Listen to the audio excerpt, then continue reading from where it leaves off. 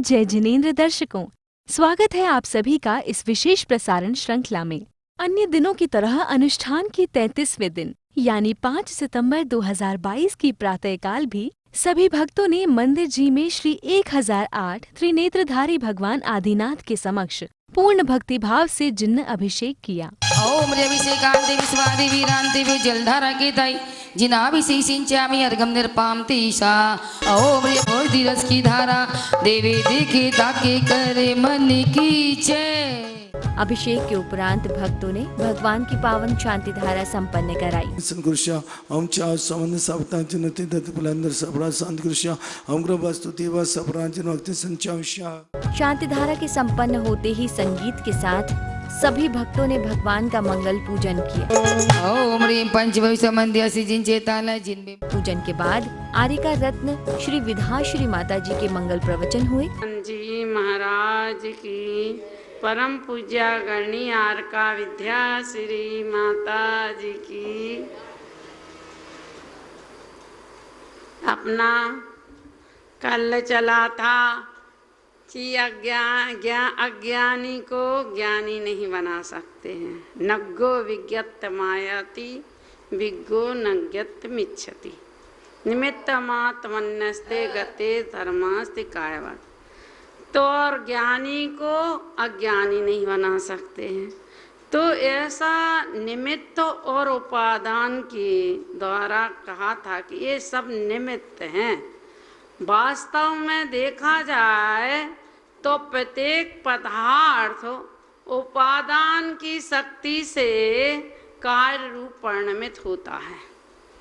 प्रत्येक पदार्थ, ऐसा नहीं कोई पदार्थ ऐसा नहीं है जो बिना उपादान के परिणमित हो।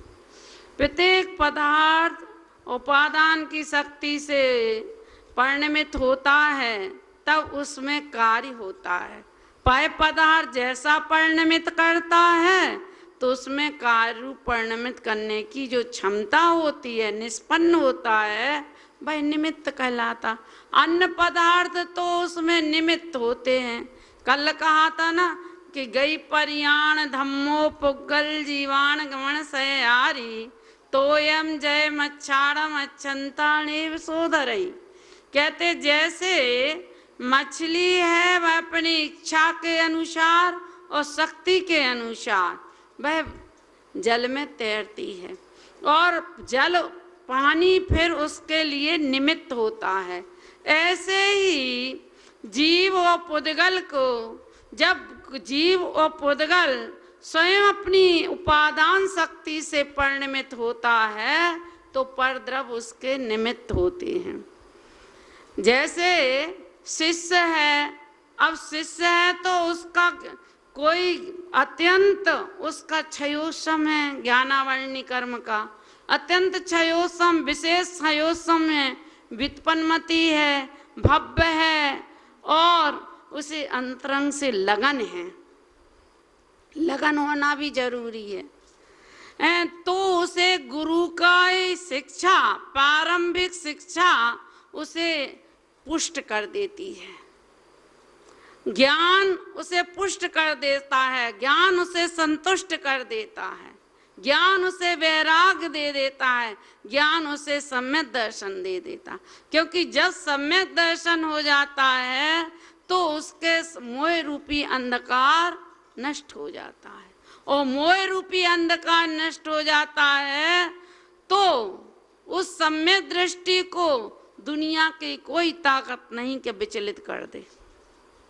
कोई वे मेरुवत स्तंभवत खड़ा रहता है। कोई भी परिस्थिति बने, कितनी भी विपत्ति आए, लेकिन उस विपत्ति में भी अपनी मन स्थिति को व्यवस्थित रखता है। क्यों? देखो जिसे ना कितना एक सरसों का दाना चुभता था, जिनके दीपक की लौ से आंखों में आंसू आ जाते थे। कितना बड़ा निमित्त बना कि एक स्तोत्र सुना और बैराग हो गया।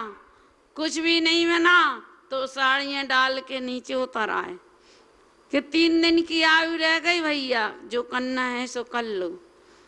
मैं बच्चा सहित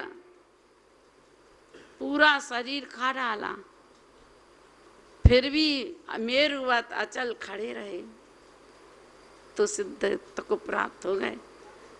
तो कहते हैं कि वह सम्यक दर्शन, अंतर में जुनून होना चाहिए कि हाँ हमें करना है, भव्य हो। और जिसका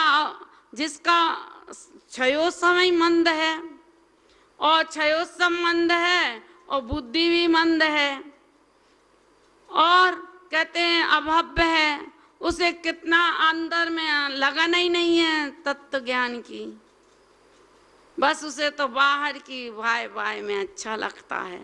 तो कहते हैं कि कितना रहता है कि उसे कितने हजारों पंडित लग जाएं या हजारों आचार्य लग जाएं, फिर भी उसे सब में ज्ञानी या तत्व ज्ञान नहीं बना सकते हैं। गोस्वामी तुलसीदास जी थे, वे बड़े गरीब थे, भिक्षा मांग के खाते थे, लेकिन उन्हें संयोग मिल गया था डाकुओं का, गिरोह का, तो वे बहुत बड़े डाकू बन गए थे। और डाकू बन गए थे तो फिर उन्होंने क्या किया, बस उन्होंने डाकुओं ने कहा कि तुम हमारे साथ तो रहना, लेकिन ये घंटी दे दी कि जब कोई हमें हम जब डकैती डालें तो तुम बस अगर कोई देख ले तो तुम घंटी बजा देना।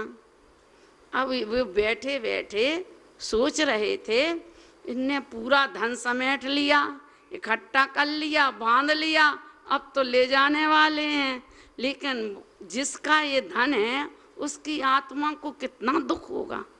धन एक प्राण है और अगर इसमें वो मर गया तो अपन को हत्या लगेगी। तो उन्हें ऐसा विचार करके, देखो मेरी आत्मा तो देख ही रही, लेकिन भगवान तो सर्वज्ञ हैं, वे भी देख रहे हैं, और जो हम कर्म कर रहे हैं डकैती के, वो कर्म तो हमें भोगना ही पड़ेगा, भले कोई ना देखे, जो बांधे हैं वे तो भोगना ही पड़ेंगे। बस इतना देख कर विचार आया और ने घंटी बजा दी। अब वो सारे के सारे डर के मारे भागे डाकू। अब जैसे ही भागे तो इसको पकड़ लिया कि कोई तो था नहीं, और तुमने क्यों हम बताए घंटी बजाई। तो बोले देखो भाई, एक तो हमारी आत्मा थी, तो दूसरी बात एक भगवान थे, वो भी देख रहे थे, एक जो तुम कर्म कर रहे हो वो कर्म बंद हो रहा है, वो तो तुम्हें भोगना ही पड़ेगा। बस उतने समय इतना विचार आया, एक निमित्त बना, अच्छा बड़ा खासा डाका डाला था, और उसके वो निमित्त बना, उन्हें बैराग हो गया और चल दिए सब छोड़ छाड़ के। तो कहते हैं कि जब उपादान की शक्ति तैयार होती है, कहते हैं ना, है उपादान तैयार तो नभ से निमित्त उतरता है। कहाँ मारीची आदिनाथ भगवान के समूह शरण में नहीं सुधरा, और कहाँ खूंखार शेर था और हरण को फाड़ के खा रहा था, मुनिराज के संबोधन से उसे सम्य दर्शन हो गया। प्रवचन के बाद सभी भक्तों ने बड़े ही श्रद्धा और समर्पण से विधान किया। महुआ ईरट देवपुरी आदि सत्याची सहित पंचकल्याणक भूमि जहाँ जहाँ समक पुराजन पावन जलाधिग्रम पामती ओम परम पूज्य आर करत विधान श्री माँ के चरणों जलाधिग्रम पामती सब। ओम ह्रीं श्री उत्तम छमाय दश लक्षण धर्म अत्र अवतर शंभु चरितवाहनम।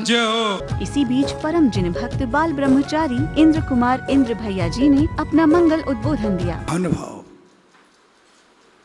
अपन रूपस्थ ध्यान को, अनंत प्रभु का ध्यान और भक्त में शौधर्मेंद्र का ध्यान करके जिन्होंने भक्ति की और अनंत बन के भव्य जीवों का उपकार किया। रूपातीत ध्यान अपने रूप जो आत्मा का वास्तव में अतीत है उसको वर्तमान में प्रकट कर देना रूपातीत ध्यान है। जो आपका रूप है, अतीन्द्रिय रूप है, उसको जान लेना, उसको समझ लेना, उस पर स्थिर हो जाना रूपातीत ध्यान है। महानुभाव, रूपातीत ध्यान का आचार्यों ने बहुत जगह बड़ी बड़ी बातों से वर्णन किया है। हम उनके तुच्छ के बराबर, धूल के बराबर भी बात नहीं कर सकते हैं, लेकिन जो अनुभव इस काल में मुझे प्राप्त हुआ है उसको आप तक पहुंचा सकता हूं। रूपातीत ध्यान करते हैं तो हमारा रूप कैसा है? ज्ञाता दृष्टा, केवल जानना और देखना। जहां जानना और देखना भर रह जाए वहीं शून्यता, वही आत्मीयता, चिदानंदता, चैतन्यता, परमानंदता प्रकट हो जाएगी। महान भाव। इसके लिए कैसे प्रयास करते हैं? मैंने आपको बताया था कि नाद को सुनना, अनाहत नाद कैसे सुना जाता है और कैसे उसमें डूबा जाता है और कैसे ज्ञाता दृष्टा बना जाता है। महान भाव। आप जब रूपस्थ ध्यान से मुक्त होकर के रूपातीत अपनी आत्मा को ध्याएं तो एकदम एकांत में बैठें, क्योंकि छोटा सा भी शोर आपको विचलित कर देगा। और मौन पूर्वक, न कोई मंत्र हो न कोई बात हो, केवल अपने अंदर की आवाज सुनना है। और भाई आवाज कैसी आएगी? आप तो महान भाव, जैसे ही आप शांत हो गए तो आपके दोनों कानों पर सन्नाटे की आवाज, साए साए की आवाज गूंजने लगेगी। थोड़े से प्रयास से, ज्यादा प्रयास नहीं करना पड़ेगा। धीरे धीरे धीरे धीरे धीरे तो वह उसी सन्नाटे की आवाज में आपको डूबना है। फिर आपको धीरे धीरे उसी आवाज में घंटियां की आवाज आने लगेगी, फिर शंख जैसी फूंकने की आवाज आएगी, वीणा की आवाज आएगी, ताल, मृदंग, नपीशी और सिंह गर्जना, ऐसे 10 प्रकार के नाद। जब आपको बादल जैसी गड़गड़ाहट, सिंह का नाद, वो 10वां नाद जब आपके गूंजेगा तब आप कहते हैं कि आपकी तीसरी इंद्री खुल गई। आप बैठे बैठे भूत, भविष्य, वर्तमान के बारे में आपको झलकन होने लगेगी। ऐसा प्रयास मात्र ज्यादा से ज्यादा आप 6 महीने,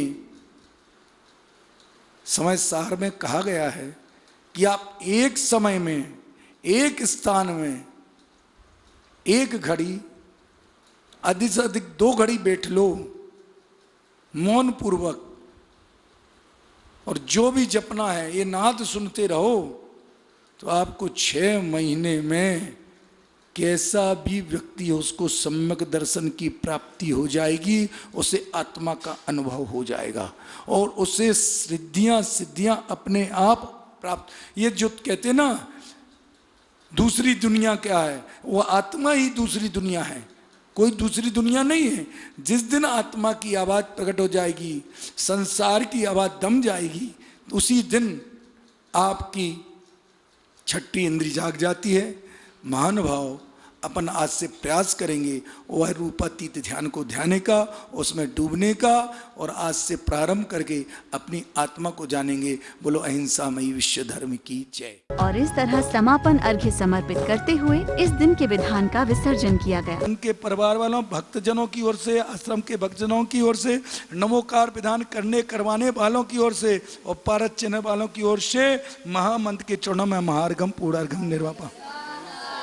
विधान करने वालों की ओर से, करवाने वालों की ओर से और पारस चिन्ह वालों की ओर से जयमाला पुनर्गम निर्पामती स्वाहा। जयमाला पुनर्गम निर्पामती स्वाहा। धन्य हुआ उसका जीवन निकला सायंकाल सभी भक्त पुनः मंदिर में एकत्रित हुए और सभी ने पूर्ण भक्ति भाव से नृत्य करते हुए प्रभु की मंगल आरती उतारी। जगमग जगमग दीप जला के माँ की आरती करें, उसकी रज को मस्तक में धर ले। जगमग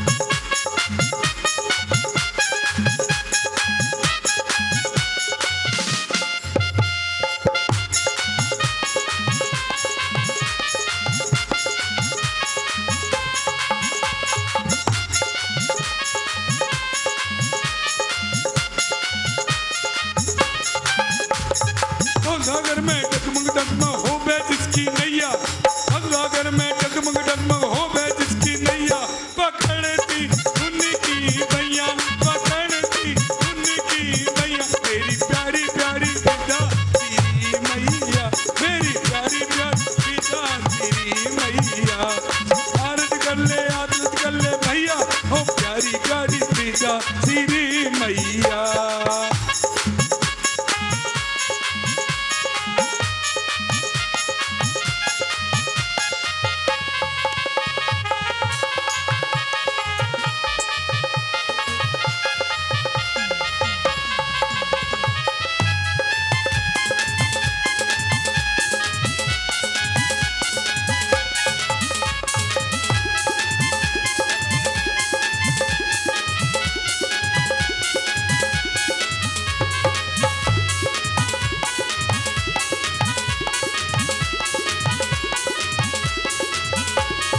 तो दर्शकों, इसी के साथ अब वक्त हो चला है आपसे विदा लेने का। अभी के लिए दीजिए आज्ञा। जय जिनेंद्र।